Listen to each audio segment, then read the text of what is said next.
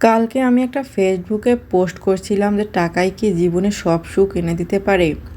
সেই পোস্টে অনেকেই কমেন্ট করেছে, কেউ বলেছে না পারে না, আবার কেউ বলেছে হ্যাঁ পারে।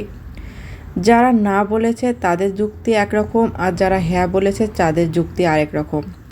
আর যারা না বলেছে তাদের একটা কথা বলি, আপনার সমাজে যদি টাকা না থাকে তাহলে আপনাকে কেউ কোনোদিনও দাম দেবে না।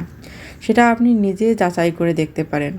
বর্তমান সমাজটা এমন এক পর্যায়ে গেছে যে টাকা দেখেই মানুষের যোগ্যতা বিচার করা হয়।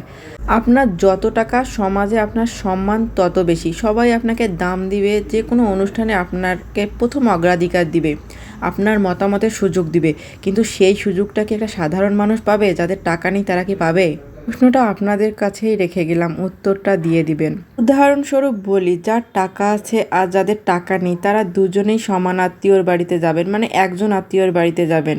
সম্মানটা কার বেশি হয়, কার কী রকম গুরুত্ব হয় আপনারা নিজেরাই বুঝতে পারবেন। যেদিন আদরের সন্তান বায়না করবে কিছু কিনে দিতে, পছন্দের জিনিস, আর সেই জিনিসটা কিনে দিতে পারবেন না, সেদিন বুঝবেন যে আসলে টাকা দরকার আছে কি না।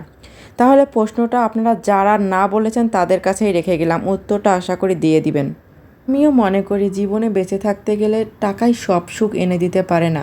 বেঁচে থাকার জন্য সামান্য হলেই হয়, তো আমরা বেঁচে থাকতে গেলে সবার সঙ্গে মিশতে হয়, আর এই মেশার জন্য টাকা দরকার।